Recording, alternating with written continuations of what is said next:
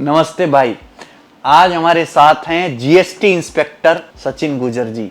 ये 2023 में ही सिलेक्ट हो चुके हैं और पहले भी इनसे मेरी मुलाकात हुई है। जब इनका जस्ट सिलेक्शन हुआ था तो ये आए थे मिलने स्टूडियो में ही, लेकिन आज कुछ अलग दिन है। आज ये पहली बार जो है वर्दी पहन के आए हैं। तो सबसे पहले यार सचिन एक बार बताओ, तो जब कभी वर्दी पहनते हो तो वर्दी पहनने के बाद क्या चेंज आता है खुद के अंदर? सर खुद के अंदर एक प्राउड फील मूवमेंट आता है। एक तो हाँ, बहुत अच्छा लग रहा होता है, प्लस वर्दी के साथ एक ना डेकोरम सर आ जाता है। कुछ आप बाइंड हो जाते हैं कुछ लॉज और कानून में। तो कुछ चीज़ें जो एक्टिविटी आप नॉर्मली कर सकते हो वो नॉर्मली एक्टिविटीज़ आप नहीं कर सकते यूनिफॉर्म पहनने के। बीइंग ऑफिसर आप यूनिफॉर्म में हैं तो आपको अपनी डिपार्टमेंट के साथ साथ आपको यूनिफॉर्म की इज्जत रखनी हो। बिल्कुल सही बात है। तो एक वो चेंज तो है, तो सबसे ज़्यादा मेजर चेंज आता है। अच्छा, इस डिपार्टमेंट में जाके जीएसटी डिपार्टमेंट में इस बार तो वैकेंसी भी अच्छी खासी है। जैसे 168 समथिंग के आसपास वैकेंसी आई है इस बार। हाँ, जैसे अपने एसएससी में 2 ही पोस्ट हैं, एक तो कस्टम वाली प्रिवेंटिव और एक जीएसटी, इसमें जो है वर्दी मिलती है। तो बच्चों को ना बड़ा रोला होता है कि वर्दी पहन के रील बनानी है या थार वाली रील बनानी है। तो ये जो रील वाला कल्चर है, आप इसको कितना सपोर्ट करते हो? सर ये डिपेंड करता है इंडिविजुअल के इंडिविजुअल एक्चुअली में, क्योंकि कई बार हम वो रील इसलिए नहीं बना रहे होते कि हमें अपना रौला दिखाना है। हाँ, कई बार हम दूसरों को मोटिवेट करने के लिए रील बना रहे होते हाँ, हैं। जैसे हम किसी को देख के मोटिवेट हुए तो अब सोचते हैं शायद हमारी लोकेलिटी में कुछ ऐसे बच्चे हों जो सोचो कि बस उनको मोटिवेशन की जरूरत है और वो करना चाहिए कुछ। तो कई बार होता है कि उन्हें मोटिवेट करने के लिए वो रील बना रहे होते। बढ़िया बात। अच्छा, अपने डिपार्टमेंट में जाके डिपार्टमेंट की 3 सबसे अच्छी बात कौन सी लगी कि यार ये तो बड़ी अच्छी बात है इसमें जीएसटी में? जीएसटी के अंदर सर पर्टिकुलर जीएसटी में तो या फिर government department? Government department. Government department से आने के बाद एक तो आपके पास एक होता है ना वर्क लाइफ बैलेंस आदत, मतलब आप फैमिली को भी टाइम दे सकते हो और अपना काम के लिए। जैसे हमारा पास सैटरडे संडे हमारा होता है वीकली ऑफ। ये मैं यहाँ पर रोकना चाहूँगा, ये मेरे साथ करते ही नहीं। हम 24 hours working, 24 hours, no Saturday no Sunday, all time, कभी भी कहीं भी 24 आवर, नो फैमिली टाइम। ये हमारी फील्ड में है। ये तो एक बेनिफिट हो गया इसका। हाँ, बस डेफिनेटली सर ऊपर से सैलरी अच्छी है। हाँ, कि आप अच्छा अर्न कर रहे होते हो तो एक अपनी जो फैमिली कंडीशन है उनको सुधार सकते हो। थर्ड एक सर एक सोशल रिस्पेक्ट जैसे बोलते हैं एक इंडियन सोसाइटी में स्पेशली है कि अगर आप गवर्नमेंट एम्प्लॉय हैं और वो भी एक इंस्पेक्टर पोस्ट है, कुछ ऐसे पोस्ट है, तो आपके लिए जो एक सोशल स्ट्रक्चर में आपके आसपास में जो एक रिस्पेक्ट होगी वो एक अलग लेवल की। 2-3 चीज़ें हैं जो मुझे काफ़ी अच्छे लगी। सपना पहले से ही था कि जीएसटी इंस्पेक्टर बनना है या आप केवल तैयारी शुरू करी थी बाद में देखा जाएगा? सर सपना मेरा जीएसटी इंस्पेक्टर ऐसा कुछ नहीं था, मेरा सपना था सिर्फ वर्दी।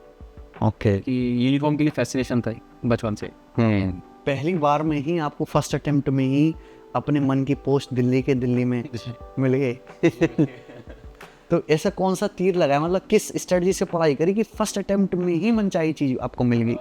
सर स्ट्रैटेजी स्टार्टिंग से ये थी कि मतलब एग्ज़ाम को टारगेट ना करके सीखने पे टारगेट करना है। कैंप्स कि अगर आपके एक बार बेसिक्स और आपके अगर जो सिलेबस है वो अच्छे से कवर है, हर एग्ज़ाम कुछ भी आप आराम से इजीली क्रैक कर दीजिए।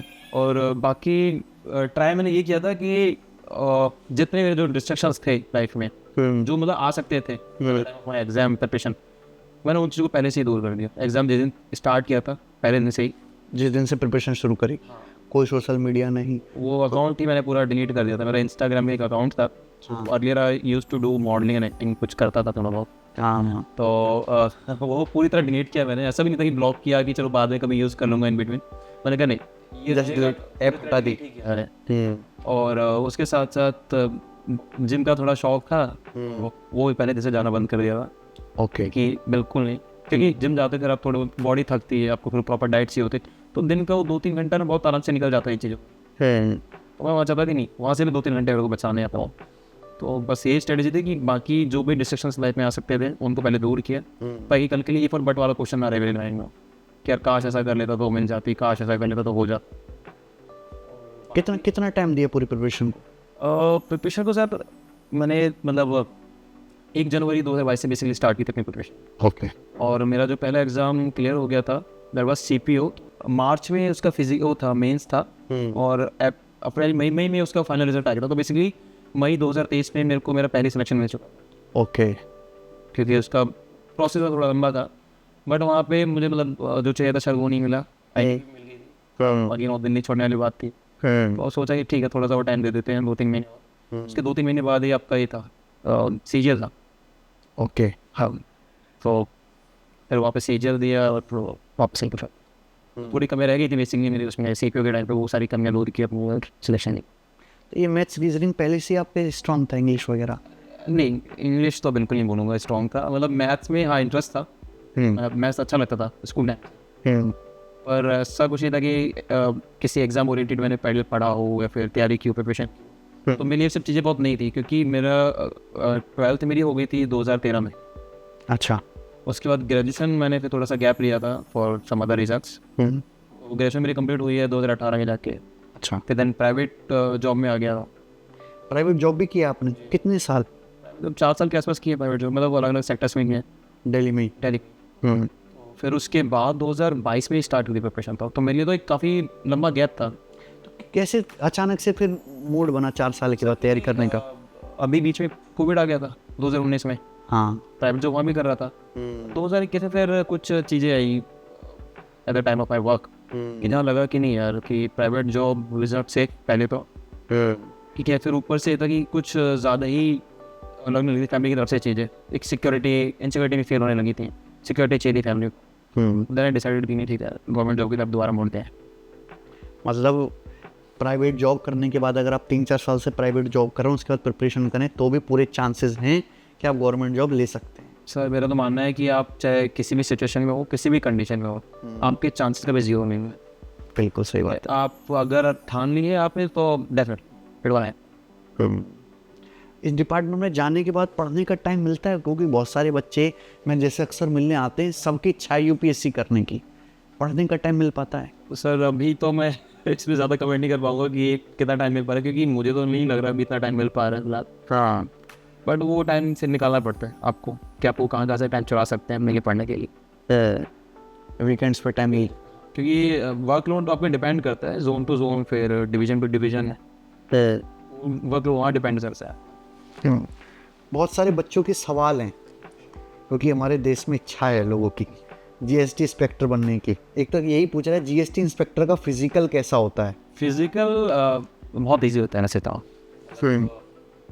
हमें 1600 मीटर की आपकी वॉक होती है, उसके लिए टाइम शायद वो देते हैं 10-15 मिनट का टाइम देते हैं काफ़ी। कभी बहुत अच्छा खासा टाइम होता है, सिर्फ आपको वॉक करना है और कुछ नहीं करना।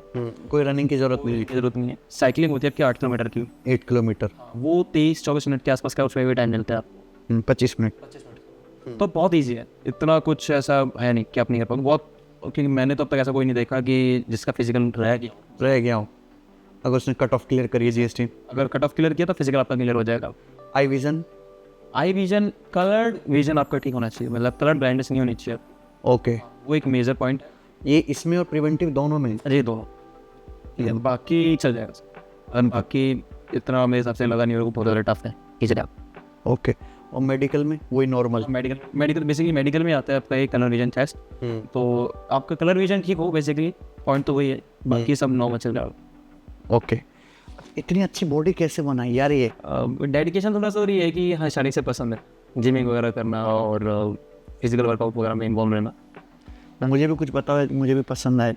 सर आप जो कर रहे हैं वो ज़्यादा अच्छा कर रहे हैं, हमारे देश के कई लाखों बच्चों के लिए आप एक प्रेरणा स्रोत का काम भी कर रहे हैं। उनको तो प्रेरणा मिल रही है, मुझे भी तो प्रेरणा मिलनी चाहिए कि मैं लंबे समय तक टिक पाऊँ। सर आप हमारे दुआ तो सारे रहेंगे। दुआओं के सारे लंबे टाइम तक जिंदा रहूँगा। अच्छा, आपका वहाँ पे फ्रेंड सर्कल भी है डिपार्टमेंट में? हाँ सर, मतलब हमने सभी ने भी ट्रेनिंग एक साथ की थी, क्योंकि ये पहली बार था कि इन हाउस ट्रेनिंग हुई थी हमारी जीएसटी डिपार्टमेंट की।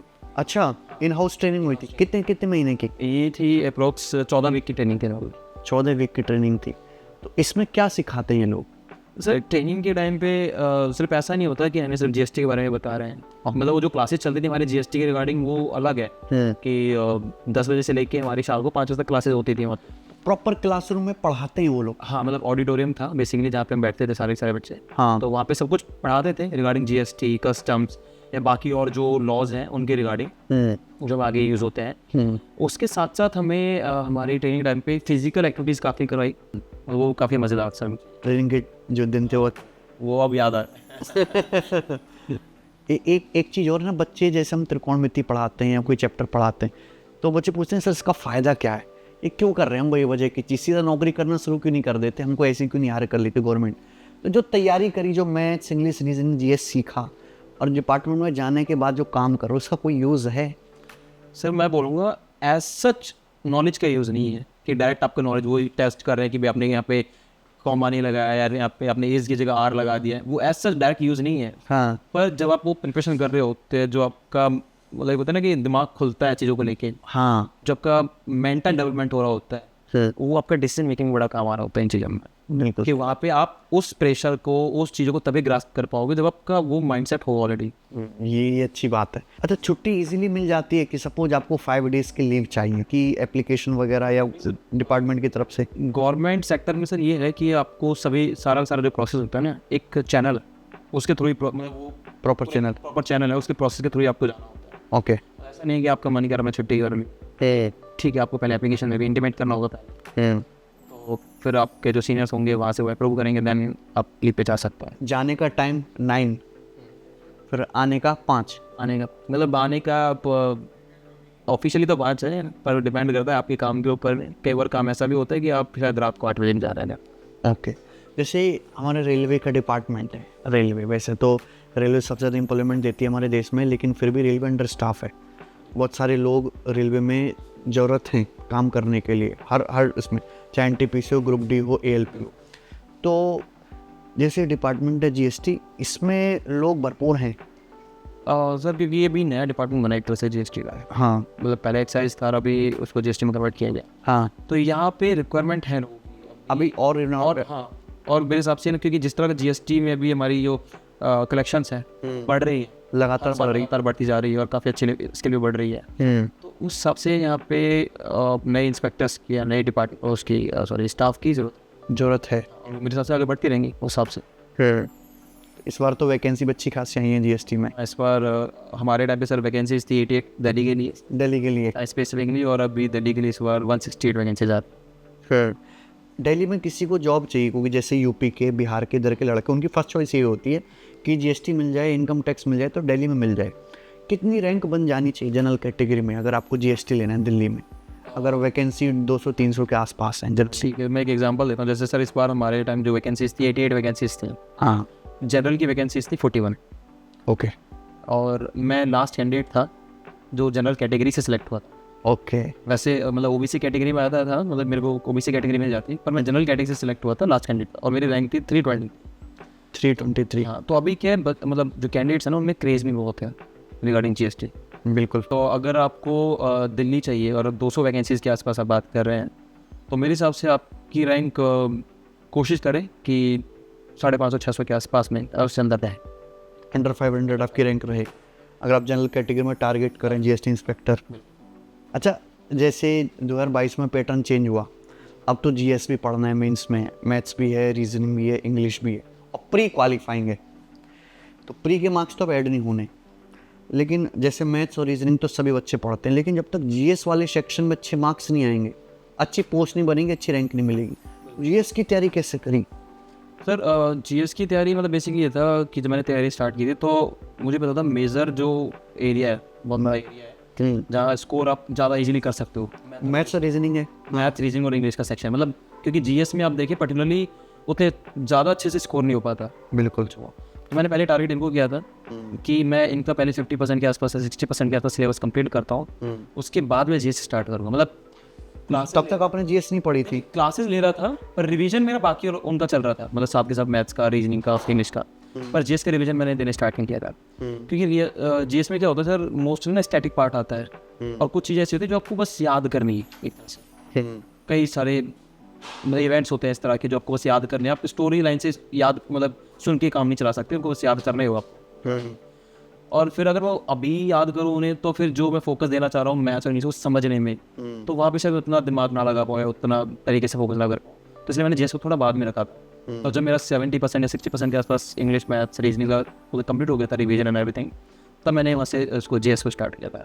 वीक में डेज बांटे होते हैं कि मंडे को मैं हिस्ट्री करूँगा, ट्यूसडे को मैं पॉलिटी करूँगा, और उसका वेडनेसडे को मैं इकोनॉमिक्स करूँगा, सैटरडे तक ये करता, संडे को फिर सभी को एक बार एक साथ रिवाइज करता है सभी को।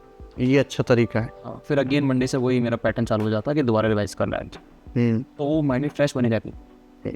मॉक्स कब से लगाना शुरू कर दिया था? सर मॉक मैं स्टार्ट किया था वैसे तो जब पूरा सिलेबस कंप्लीट हो चुका था, क्योंकि जो टॉपिक वाइज मॉक था वो बीच बीच में लगा लेता था, सेक्शनल मॉक्स लगा ले। मॉक्स में, कि मेरे को यार इस सेक्शन में इस टॉपिक में थोड़ा सा इशू आ रहा है, तो एक बार इसका रिवीजन देने के बाद या पढ़ने के बाद तो उसको मॉक लगाता था।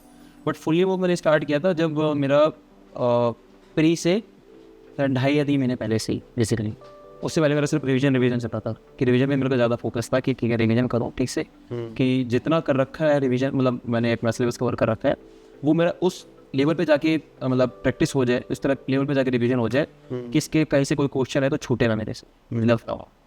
हैंड रिटन नोट्स आपने खुद से बनाए थे सारे? सभी खुद से, जीएस का भी, इंग्लिश के जो रूल्स वगैरह होते हैं सारे? सब चीज़। ओके। मतलब मिल तो जाते मेरे को, ऑनलाइन भी देखे थे टेलीग्राम वगैरह, तो पीडीएफ वगैरह मिल जाती है। तो सर बट होता है कि मुझे पता है मेरी कहाँ कमियां हैं और कहाँ मेरी मतलब मजबूती है। तो जो मेरे को ज़्यादा अच्छे से चीज़ें आती हैं, मैं उसके नोट्स क्यों लंबे लंबे बनाऊंगा, उसको शॉर्ट में लिख के वहाँ से कर दूंगा कि ठीक है नेक्स्ट फिर बढ़ता हूँ टॉपिक पे। हाँ। पर जहाँ मेरी कमियां है उसको तो मैं अच्छे से लिखूंगा ना, उसको अच्छे से लिखूंगा कि भाई यहाँ पे मेरी ये कमी आती है, ये इसके मैं ये एग्जाम्पल यूज़ कर सकता हूँ, ये इसके में ऐसे ऐड कर सकता हूँ। आज आप पीडीएफ वगैरह लोगे कहीं किसी और के मतलब बने बनाए नोट्स लोगे, तो वहाँ पे आपकी कमियाँ या आपकी खूबियाँ नहीं होंगी उस नोट्स में, वहाँ पे उस जिसने बनाया उसकी कमियाँ खूबियाँ। बिल्कुल, ये पॉइंट वाली बात है। जैसे हम भी पढ़ाते हैं एप्लीकेशन पे, तो बच्चे बोलते हैं सर क्लास की ना पूरी मैथ्स की पीपीटी सेव करके दे दो। अब मैंने पूरा पढ़ा दिया, वो डिटेल में लिखा हुआ है। हर बच्चे का माइंडसेट अलग है। उसको एक क्लास में 3 ही सवाल में प्रॉब्लम थी, वो 3 ही लिखने, बाकी के उसके नोट्स लिखने ही नहीं है। उसको थ्योरी वाला पोर्शन लिखना है, वो भी शॉर्ट में लिखना है कि बस जितना उसको ध्यान रहे। तो मैं हमेशा सजेस्ट ये करता हूँ कि सेल्फ नोट्स ही बनाओ। जो बच्चा खुद के नोट्स बनाता है उसकी बराबरी कोई नहीं कर सकता, चाहे आप कितनी भी पीपीटी इकट्ठा कर लो, कितनी भी पीडीएफ इकट्ठा कर लो, कितने भी क्लास नोट्स ले आओ। नहीं सर, मेरे पास मतलब at the end of exam इतने पीपीटीज पीडीएफ वगैरह इकट्ठी हो गई, तो शायद मुझे ऐसा लगता है कहीं तो मैंने खोल के भी नहीं देखी थी, बस मैंने रख ली थी कि हाँ यार मेरे को शायद काम आएगी, मैं यूज़ करूँगा, वो कभी नहीं यूज़ करेंगे, यूज़ नहीं करी वो। बट जो मेरे नोट्स थे हाँ वो मेरे को काम है, वही हमको बार बार रिपीट करता था, उनको रिवाइज करता रहता था। ये मैथ्स कैसे, मैथ्स में कितना स्कोर बना था आपका? सर मैथ्स मेरा एक्चुअली स्कोर कम रह गया था, मैं स्कोर 75, मतलब 25 क्वेश्चन अटैम्प्ट किए थे। ऑलराइट। हाँ, और मैथ जबकि वो मेरा सेक्शन था जहाँ मैं सबसे ज़्यादा मतलब होता था कि यार यहाँ मैं सबसे मैथ्स से तो मतलब सेक्शन 1 का एग्ज़ाम देने के बाद जब पता चल रहा था कि मैं मैथ्स नहीं हो पाया, नर्वस तो हो गया था, पर ठीक है इंग्लिश और जीएस ने बचा लिया था। नहीं, 2023 में हुआ ये, बच्चों का एवरेज स्कोर ही इससे बहुत बिलो एवरेज स्कोर आया था उसमें, तो क्योंकि उसमें 2-4 सवाल अच्छे आए थे। ये सवाल काफ़ी अच्छे थे, मतलब 22-23 मिनट का टाइम बचा था मेरे पास में मैथ्स को कंप्लीट करने की। और इस बार के क्वेश्चन मैथ्स, मतलब इस बार के क्वेश्चन जो थे मैथ्स के ठीक ठाक थे, मतलब क्वेश्चन इजी थे आप कह सकते हो, कैलकुलेशन बहुत स्ट्रॉन्ग टफ थी कैलकुलेशन। तो फिर जल्दी में जितने मेरे 25 क्वेश्चन हो सकते थे स्टार्टिंग में मैंने वही किए, तब तक टाइम ओवर हो गया, 5 क्वेश्चन छूट गए। तो आप मैथ्स के भी नोट्स बनाते थे साथ साथ? मैथ्स के नोट्स पूरे लेक्चर का? पूरे लेक्चर के। मैथ्स में मैं ये करता था कि मान लो क्लास ले रहा हूँ, जो टीचर समझा रहा है 1-2 क्वेश्चन अगर वो 10 क्वेश्चन समझा रहा है, उन 10 में से मैं 2 या 3 क्वेश्चन जरूर नोट डाउन करूँगा साथ में। वो सिर्फ इसलिए ताकि मुझे पता चले कि किस टाइप के क्वेश्चन वहाँ पे आ रहे हैं और उनको टैकल करने का तरीका, क्योंकि टीचर क्या होता था सिर्फ ऐसा नहीं बता रहा है आपको भाई ये क्वेश्चन है और इसको इस तरीके से कर लो, नहीं, वो आपको 10 तरीके और भी बता रहा है, नए तरीके, नई आइडियाज़ दे रहा है आपको कि आप कैसे और सोच सकते हो। तो जहाँ भी मुझे लगता था कि यार ये कुछ नया चीज़ सीख रहा हुआ है, नया तरीका सीखा है मैंने, उस क्वेश्चन को मैं नोट डाउन करता था और उस तरीकों को नोट डाउन करता था। मतलब अगर 4 तरीके बताए तो 4 के 4 तरीके नोट डाउन करूँगा। अच्छा। पर ये भी नहीं करता था कि यार 10 क्वेश्चन अगर एक लेक्चर में वो बता रहे हैं कि मैं 10 के 10 क्वेश्चन को नोट डाउन करूँगा, तो मैं सिलेक्टिव क्वेश्चन को नोट डाउन करता था, तरीकों को नोट डाउन करता था, और जब रिवाइज करता था तो मैं पहले अपने फॉर्मुलेस वगैरह जो देखने थे वो देखता, क्वेश्चन आता, क्वेश्चन को जैसे जीएस पढ़ देना एक तरह से वो पढ़ता था, जीएस को भी क्वेश्चन देखा, अच्छा ये क्वेश्चन है, कॉपी बन गई, फिर सोचता था कि इसका तरीका मैं क्या लगा सकता हूँ, मैं कैसे इसको सॉल्व करूँगा, कैसे नहीं। सीधा सॉल्यूशन नहीं देखते थे, पॉज करके आप खुद से करने की कोशिश करते थे? मतलब मैंने कॉपी उठाई है, नोट्स देखा, नोट्स में क्वेश्चन जो लिखा हुआ है अपना, मैंने वो क्वेश्चन पढ़ रहा है, फिर मैं सोचता हूँ अच्छा ये क्वेश्चन ऐसे था और सर ने कैसे बताया था और अब मेरा तरीका क्या होगा, मैं इसको कैसे सॉल्व करूँगा। तो एक तरह से वो चीज़ें फिर हेल्प करती थी कि बहुत ज़्यादा मेरे को ऐसा नहीं था कि मैंने अलग से कुछ बुक्स वगैरह लिए हो कि मेरे को ज़्यादा से ज़्यादा सॉल्व करने हैं क्वेश्चन तब। हाँ, तो प्रीवियस ईयर के क्वेश्चंस की प्रैक्टिस करी थी आपने? पूरी, मतलब इतना ज़्यादा नहीं कर पाया था, पर हाँ, जिन टॉपिक से मेरे को लगता था कि थोड़ी दिक्कत आती है, जैसे वो इंस्टॉलमेंट वाले क्वेश्चन होते थे कुछ, और एक दो टॉपिक थे जहाँ पे मुझे लगता है थोड़ी सी दिक्कत आ रही है, तो उनके लिए मैंने प्रीवियस ईयर क्वेश्चन ट्राई की, ओके। कुछ जो मेरे पास नोट्स वगैरह थे उनको बार बार देखा, ट्राई किया, तो वहाँ से बहुत चीज़। यूट्यूब से भी बहुत हेल्प मिली आपको? हाँ सर, यूट्यूब से भी, क्योंकि आजकल के टाइम पे यूट्यूब इज़ लाइक नॉलेज का हब है पूरी तरह सर, सब कुछ है वहाँ पे, आप जो भी चैनल मिलना चाहें। तो जहाँ लगता था कि थोड़ा बहुत अभी सब कुछ पढ़ लिया है, नोट्स भी देख लिए हैं, सब कुछ रेडी है, पर केवल लगता था कि नहीं यार, मतलब कुछ ऐसा क्वेश्चन सामने आया तो लगता था यार कुछ तो मिसिंग है, कहीं कुछ कॉन्सेप्ट मेरा मिस हो रहा है, फिर कुछ चीज़ जा रही है, तो फिर मैं यूट्यूब पे जाता था, वीडियो सर्च की उसके रिगार्डिंग के साथ देख। मॉक टेस्ट वगैरह कितनी लगा ली है आपने पूरी प्रिपरेशन में?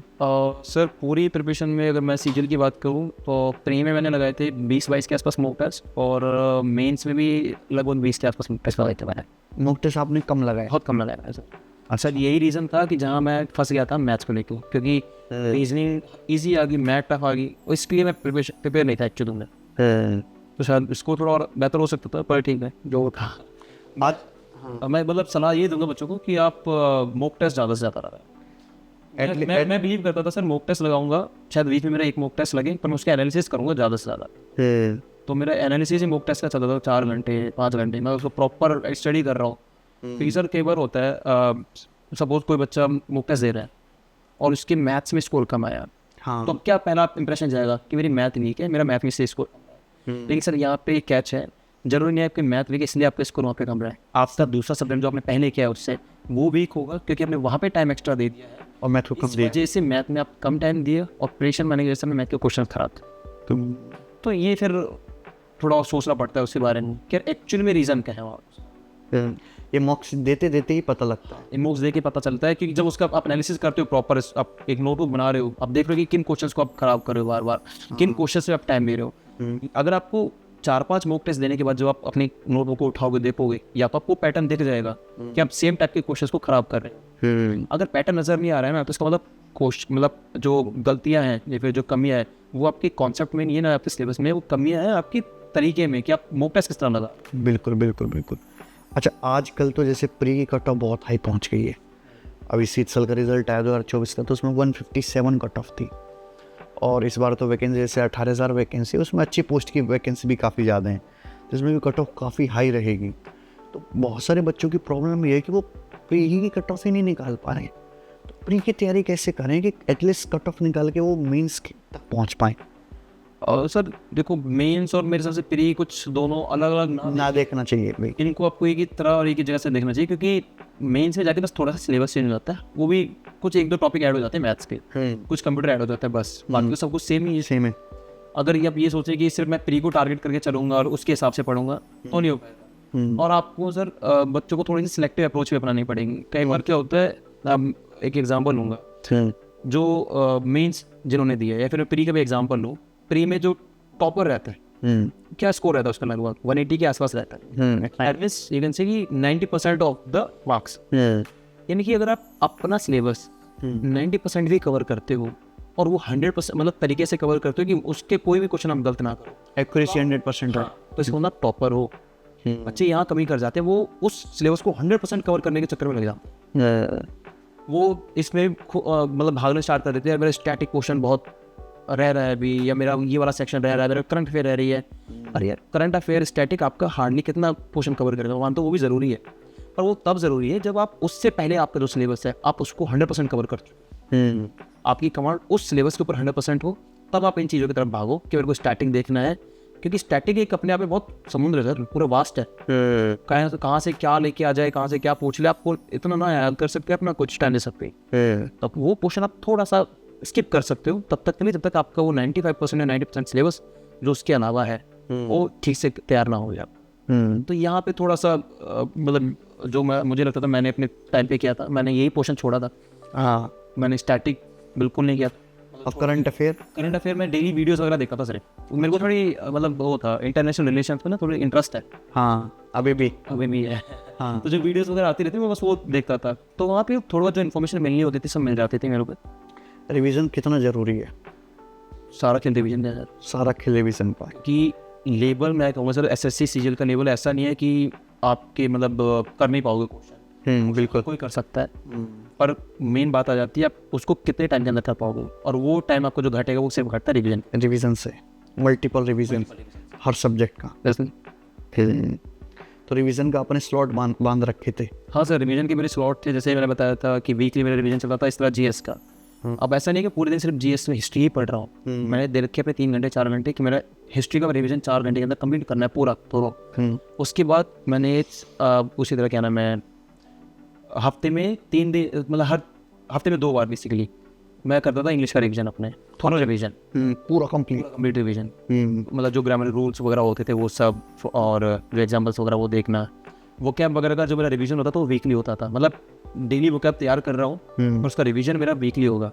आज मैंने अगर 50 वो कैब पढ़ी है, 40 वो कैब पढ़ी है, तो मैं कल पहले उन 40 वो कैब को एक बार रिवाइज कर लूँगा, उसके बाद नेक्स्ट 40 वो कैब याद करूँगा, अगले दिन उन 80 वो कैब को याद करूँगा, रिवाइज करूँगा, फिर नेक्स्ट 40 पे पहुँचूंगा, उससे चौथे दिन 120 वो कैब को दोबारा रिवाइज करूँगा, देन आगे पहुँचूंगा। तो मेरी एक ही वो कैब का रिवीजन इतना हो जाता था कि मैं वीकली जब उनको रिवाइज करने बैठता था ना, बहुत ईजिली जल्दी हो जाता था। हाँ, और मैथ्स को मैं हर 15 दिन में रिवाइज करता था। हर 15 दिन में थोड़ा रिवीजन देता था सभी उसके टॉपिक्स का, फॉर्म, हर टाइप्स का सब कुछ। तो ये मेरा बनता था कि क्योंकि मैथ इजी थी मेरे लिए, मुझे लगता था कि यार मैं जल्दी पकड़ लेता हूँ मैथ, तो उसको 15 दिन रखा। वो डिपेंड करेगा स्टूडेंट्स के ऊपर, को जो लगता है जो सब्जेक्ट उनके लिए ईजी है उसको थोड़ा टाइम दे सकते हैं, वो स्ट्रेच कर सकते हैं उसके टाइम। बाकी औरों में टाइम थोड़ा जल्दी रखे कि यार जल्दी से जल्दी रिवीजन आपको, ताकि वो चीज़ें ना माइंड में बनी। तो मल्टीपल रिवीजन्स आपने किए, टारगेट बेस करते थे कि पहले से आपने फिक्स कर रखा था, या मैं अपना जो शेड्यूल बनाता था वो मैं वीकली शेड्यूल बनाता था। वीकली शेड्यूल बनाता था, और मैं जो भी मेरे पास मैसेज भी आते हैं ना इंस्टा वगैरह पे, टेलीग्राम पे मैसेज आते हैं, तो हम बच्चों को समझाता हूँ, बोलते हैं कि सर आपने जो शेड्यूल फॉलो किया हमें वो शेड्यूल दो। मेरा शेड्यूल मेरी कंडीशन के हिसाब से, बिल्कुल। हाँ, वो तो फॉलो हो ही नहीं सकता। आप मेरी कंडीशन के हिसाब से अपना शेड्यूल फॉलो मत करो। हाँ, आप अपना देखो कि आपको किस चीज़ में पहले कम इंटरेस्ट है, इसमें ज़्यादा इंटरेस्ट है, उस हिसाब से देखिए। ये सोशल मीडिया बहुत इस्तेमाल करते हैं बच्चे आजकल, खास इंस्टाग्राम, 3-3 4-4 घंटे की स्क्रॉलिंग निकल जाती। कितना डेंजरस है बच्चों के लिए सोशल मीडिया? सर देखो, मैं मानता हूँ चीज़ें, मतलब सोशल मीडिया भी कोई डेंजरस नहीं है, पर आप यूज़ किस तरह कर रहे हो वो डिपेंड करता है, वो उसको बनाता है कि वो एक्चुअली में आपके लिए खतरा है। मुझे पता था, मैं मेरे को उतना एडिक्ट था सोशल मीडिया का, तो मुझे वही रीज़न सोच के मैंने अपना अकाउंट डिलीट किया, कि मुझे पता है अगर वो अकाउंट डिलीट नहीं किया ना तो बार बार जाता रहूँगा, वहाँ पे मैसेज चेक करूँगा, स्टोरीज वगैरह देखता रहूँगा, टाइम वेस्ट करूँगा। जिनको है लगता है कि कंट्रोल कर सकते हैं चीज़ों को, वो बेशक से आप यूज़ करें, कोई सुनिए आप 5-10 मिनट के, कि अब मैं तो चेस के थ्रू अपने आपको एग्जॉस्ट होने से बचाया या फिर थोड़ा एंटरटेनमेंट का पर्पस निकाला, कुछ होता है तो ये इंस्टा के थ्रू निकाल सकते हैं वो, पर आपको फिर वो लिमिट सेट करनी होगी अपने माइंड में भी कि मेरे को चलाना है तो वो आधे घंटे ही चलाना है, 15 मिनट ही चलाना है, उसके बाद मुझे नहीं चलाना। अच्छा, ऐसी कोई सजेशन जो आप इनको देना चाहो, जो बच्चे अभी जस्ट प्रिपरेशन शुरू करेंगे? अब 2024 के पेपर्स तो हो लिए, अब बच्चे तैयारी शुरू करेंगे 2025 के CHSL और CGL के पेपर के लिए, अभी नोटिफिकेशन भी नहीं आया, तो किस तरीके से वो तैयारी शुरू करें अपनी कि 2025 वाला अटेम्प्ट उनका सही निकले? सर जो मेरे हिसाब से मैं अपने लिए भी सजेशन लेके चल रहा था वो यही कि पहले तो आप डेट को टारगेट करके मत चलो कि मेरा एग्जाम इस डेट को है और मुझे उस डेट तक एकदम तैयार हो जाना है। आपका पहला फोकस और जो प्रायोरिटी होनी चाहिए वो होनी चाहिए आपका सिलेबस, कि आप क्या सीख रहे हो वहाँ से, आप जो क्लासेस ले रहे हो आप वहाँ से मैक्सिमम गेन करो। कई बार आप डेट डिसाइड कर लेते हो ना, उस चक्कर में, भागने के चक्कर में आप बहुत चीज़ें स्किप कर जाते हो। हाँ, और जब लगातार पढ़ते चले जाते हैं वो बीच की स्किप चीज़ों को कवर करना बहुत मुश्किल। एग्जैक्टली, वो बहुत मुश्किल हो जाता है। बिल्कुल। तो आपका पहले फोकस करो कि आप सीखना चाह रहे हो, मतलब अपने आप को उस तरह क्यूरियस बनाओ कि यार ये ऐसे क्वेश्चन हो रहा है तो क्यों हो रहा है, इसका फॉर्मूला ऐसा है तो क्यों आया। अभी डेट बहुत दूर है वो छोड़ दो, 6 महीने के अंदर आप सिलेबस कवर कर लो ऑलमोस्ट। आप अगर क्यूरियस हो ना चीज़ों को लेके तो आप शायद उसको 1 महीने और पहले कवर कर सकते हो सिलेबस, क्योंकि जब आपका इंटरेस्ट बन जाएगा उसके अंदर चीज़ों को सीखने में तो आप उसको 6 की जगह 4 में भी कवर कर दो। लेकिन अगर आप उसको सिर्फ एज ए बर्डन लेके चलोगे कि मेरे को सिलेबस टाइमली खत्म करना है, तो आप शायद वहाँ पे जो सीखने का प्रोसेस है उसको मिस कर दो, और फिर वो आपके लिए वो दिक्कत दे जाता है। फिर कहते हैं कि यार हमारा सिलेक्शन तो हो गया पर शायद जो चाहिए तो वो नहीं मिला, हम दोबारा अटेम्प्ट देंगे, हाँ ये अपीयर होंगे। तो वहाँ पे फोकस करें पहला। तो दूसरा ये सर, एक इस चीज़ से ना डरें कि यार मेरा सिलेक्शन नहीं हुआ तो क्या। मैं जो देखता हूँ सर ये कि आप अपने सिलेक्शन मतलब जर्नी में, इस सीखने की जर्नी में इतना कुछ सीखते हो, इतनी आपका माइंड ब्रॉडअप होता है, चीज़ें सीखते हो कि आप अगर इस फील्ड को छोड़ के, सीजन को छोड़ के किसी और फील्ड में जाओगे ना, आप एक्सेल करोगे। बिल्कुल, क्योंकि आप उस जर्नी के थ्रू इतने मैच्योर हो चुके होते हैं, माइंड आपका इतना मतलब डेवलप हो चुका होता है कि आप एक अलग फेज़ है। सिलेक्शन हो गया, अच्छी बात है, आपको नौकरी मिल गई, अच्छी बात है, लेकिन आप ऑलरेडी इतना कुछ सीख जाते हो कि आप बाकी फील्डों में जाके अच्छे से एक्सेल करो। डेली कितने जो है स्टडी आवर्स निकल जाने चाहिए बच्चे के जो प्रिपरेशन कर रहा है सीजीएल के लिए, अगर उसका माइंड ठीक ठाक है? माइंड ठीक ठाक है, ऑन एन एवरेज तो फिर भी आप 7-8 घंटे दें मेरे हिसाब से। मिनिमम 7-8 घंटे की स्टडी होनी चाहिए। अगर आप उतना नहीं दे पा रहे हो तो कम से ये अदर देन ऑनलाइन क्लासेस है, सेल्फ स्टडी है, कम नहीं, मैं तो सब कुछ इंक्लूड करके, सब कुछ इंक्लूड करके। मतलब इतना प्रेशर भी नहीं लेना सर कि क्लासेस में चल रहे हो उनको समझ ही ना आ रहा हो कि दिमाग में क्लासेस में क्या चल रहा है, क्लास में नींद आ रही है। हाँ, आप अपने आप को भी टाइम दो सर, थोड़ा कि माइंड में रिलैक्स हो, प्रॉपर रेस्ट लो, नींद भी प्रॉपर लो। जब आपका एग्जाम आने वाला हो 2-3 महीने पहले, तब आप थोड़ा सा कर सकते हो कि आपने नींद कट ऑफ कर दिया है, टाइम कट ऑफ कर देंगे, तो आप थोड़ा एक्स्ट्रा वहाँ दे सकते हो। बट आप 7-8 घंटे दो। आप ऑनलाइन क्लासेस सर लोगे, हम 4 क्लासेस लेते हैं, 4 घंटे गए। अगर आप ऑनलाइन भी ले रहे हो तो वहाँ पे मैं प्रेफर करता हूँ वीओडी क्लासेस लेने का। रिकॉर्डेड वीओडी में क्या होता है सर, आप अपने हिसाब से स्पीड मैनेज कर एडजस्ट कर सकते हो। 1.5x में या फिर 2x में आप स्पीड लगाओ, इतने में आप अपनी क्लासेस वगैरह चलाओ, तो 4 घंटे में आप आराम से 6-7 क्लासेस देख सकते हो। और मेरे हिसाब से 6-7 क्लासेस पूरे दिन की बहुत ज़्यादा हो जाती हैं, इनफ। उसके अलावा आपके पास 4 घंटे बचे रिवीजन के। 8 घंटे अगर तरीके से देखा जाए तो बहुत वेल इनफ है। 8 घंटे की स्टडी, 8 घंटे की स्टडी इनफ। बाकी कुछ और हैं जो एक्स्ट्रा दे सकते हैं, वेल एंड गुड, नहीं तो 6 घंटे भी इनफ होते हैं। मतलब वो डिपेंड करता है बच्चे के दिमाग के ऊपर में। कुछ होते हैं बहुत जल्दी ग्रास्प कर लेते हैं, मैं तो बहुत लेट वाला था। वो लगता था कि यार जितना ज़्यादा पढ़ लूँ, जितना ज़्यादा कर लूँ, इसलिए मैं मल्टीपल रिवीजन देता कि चीज़ें दिमाग से निकल ना जाए, भूल ना जाओ चीज़। कुछ होते हैं जो शायद ग्राफ जल्दी कर लेते हैं, तो उनके लिए कम टाइम भी रख सकते हैं। आपने जो नोट्स प्रिपेयर किए वो कहाँ है अभी? सर कुछ मैंने कई बच्चों ने जैसे मेरे नोट्स मांगे तो मैंने PDF बना के रखी हुई है अपने फ़ोन में, अच्छा, और देता रहता था बच्चों को। मैं बताना ज़रूर था कि भाई ये आप लो मेरे नोट्स, सिर्फ आइडिया लेने के लिए कि कैसे नोट्स बनाने चाहिए। आप अगर सोचो मेरे नोट्स से आप यूज़ करोगे तो उसका मेरे हिसाब से कुछ ज़्यादा मतलब बेनिफिट आपको होगा नहीं।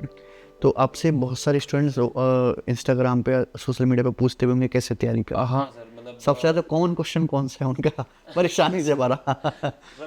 ये होता है ना कि बच्चे होते हैं, क्योंकि भी कई तो ऐसे होते हैं जो 12th क्लियर की होती है, वही ग्रेजुएशन का फर्स्ट ईयर होता है, उनको समझाने में बहुत मुश्किल काम है। बट पूरी कोशिश फिर भी कर रहा होता हूँ कि ठीक है मैं शायद कुछ समझा पाऊँ। हाँ, मतलब वो इंप्रेशन ना चला जाए उसके दिमाग में कि यार ठीक है मैं कहीं से शायद कुछ इन्फॉर्मेशन ले सकता था, वो मेरे को देना नहीं चाह रहे इन्फॉर्मेशन, कि ठीक है शायद हो सकता थोड़ा लेट समझे, पर समझेगा वो। तो सर क्वेश्चन जो मेनली होता है वो ये होता है कि मैं कितने घंटे पढूं, और मैं अभी से क्लासेस स्टार्ट कर दूं क्या, और इसके अलावा बेस्ट टीचर कौन है, कहाँ से पढूं, ये मिनिमम। और कई क्वेश्चन तो ऐसे आते हैं, वो क्या बताऊं कि GST इंस्पेक्टर ही मैं कैसे बनूं। हाँ, सीधा यही सीधा ठीक है, उसके लिए ये प्रोसेस है, आप ये कर सकते हो। अच्छा सर, ये करने के बाद फिर सैलरी मेरी कितनी होगी? कुछ तो कहते हैं कि सर आप अपने उसका ऑफिस का हमें फोटो भेजें। मतलब उनका जर्नी पे कोई टारगेट नहीं है, उनका साथ सीधा जो है वो जो एम है बस वो चाहिए, उस पे है कि GST इंस्पेक्टर की यूनिफॉर्म और कैबिन कैसा होगा, कैसा नहीं होगा। बीच की जर्नी पर उनका कोई ध्यान नहीं है। भाई ये सब बाद की बातें होंगी, पहले आप तैयारी तो स्टार्ट करें। हाँ, मैं आपको ये बता रहा हूँ कि ठीक है आप ये बुक ले लीजिए, फिर यहाँ से क्वेश्चन करिए, यहाँ से करिए, वहाँ पे फोकस नहीं। ये जो सारी परेशानी है, रील्स वाले जब से आया ना, यूट्यूब पे शॉर्ट्स वाला जब से फीचर आया है, तब से लोगों का स्पेंड टाइम बहुत कम हो गया है। वो इतना शॉर्ट टर्म मेमोरी हो चुका है बच्चों का कि वो जर्नी पसंद नहीं करते, फोकस भी नहीं कर पाते।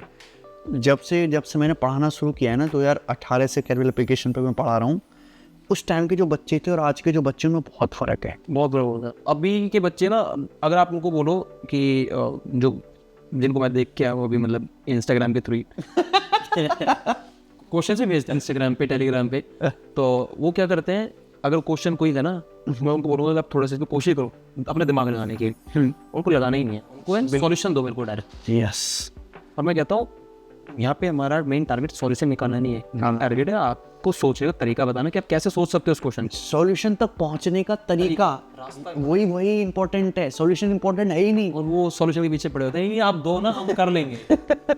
फिर कोशिश करो, एक बार कोशिश तो करो, मैं बता दूंगा सॉल्यूशन आपको, मैं एक नहीं आपको मैं 10 तरीके बताऊंगा इसके कैसे सॉल्व करते हैं। हाँ, एक बार आप अपनी तरफ से कोशिश पाए, पर वो 2-3 मिनट बाद फिर कहते नहीं हमसे नहीं हो रहा, तो ये थोड़ा सा इशू आ रखा है। हाँ, वो हर 30 सेकंड में जो उनको नई रील देखने की जो आदत लग गई है ना, वो बहुत नुकसान पहुंचा है बच्चों को। दूसरा है कि कोरोना में जो जनता ही है ना, जो ज़बरदस्ती पास कर दी गवर्नमेंट ने, इसने हमें बहुत परेशान किया है। कोरोना वाले लोगों ने बहुत परेशान किया है और मुझे देख के पता लगता है ये कोरोना में ही पास हुआ है। सर अब नेचर है आपके, मतलब आप डेली इंटरेक्शन आपका रहता होगा हज़ारों स्टूडेंट से, तो आप जल्दी पकड़ लेते होंगे चीज़ों को। ये कोविड हो रहा है, मतलब वो है जो कोविड का सहारा लेके पास हो गया बच्चा। कोविड का सहारा लेके पास हुआ है। तो बहुत अच्छा लगा सचिन भाई से बातचीत करके, और पहले भी मुलाकात हुई थी, ये भी बता रहे थे कि हमारी जब पहले इनके साथ एक रील जो है बनी थी, इन्होंने शादी के बाद सिलेक्शन लिया है। तो तुम दोस्त लोग उसमें जाकर पूछ रहे हो इनका 40 लाख का नुकसान हो गया, 50 लाख का नुकसान हो गया। तो कोई नुकसान नहीं हुआ भाई, आप अपना नुकसान कर रहे हो वजह के ऐसे कमेंट करके। भाई तो अपनी जगह ऑलरेडी सेट है। अच्छा, इन्होंने एक टेलीग्राम ग्रुप भी बनाया है क्योंकि ऑलरेडी सिलेक्टेड है। बहुत सारे स्टूडेंट्स इनको मैसेज करते हैं इंस्टाग्राम पे, अलग अलग सोशल मीडिया पे सजेशंस लेने के लिए। वो लगभग जितने भी सिलेक्टेड स्टूडेंट्स की जो प्रोफाइल दिखती है विजिबल, वो सभी को करते हैं, लेकिन हर कोई रिप्लाई नहीं कर पाता। तो इन्होंने हेल्प करने के लिए आप लोगों की एक टेलीग्राम जो है ग्रुप बनाया हुआ है, पब्लिक ग्रुप है, आप उसको ज्वाइन भी कर सकते हैं। उसके बाद बता दें। बेसिकली ग्रुप का नाम है एग्जाम वॉरियर। मैं आपको लिंक वगैरह इस वीडियो के एंड में मिल जाएगा आपको, डिस्क्रिप्शन में डलवा देंगे हम। तो जिनको भी कोई अगर हेल्प चाहिए, कुछ रिगार्डिंग पूछना हो एग्जाम के रिगार्डिंग या कुछ फर्दर इन्फॉर्मेशन चाहिए, तो आप वो ग्रुप ज्वाइन कर सकते हैं। ठीक है, तो आप ये ग्रुप इनका ज्वाइन कर सकते हैं। धन्यवाद।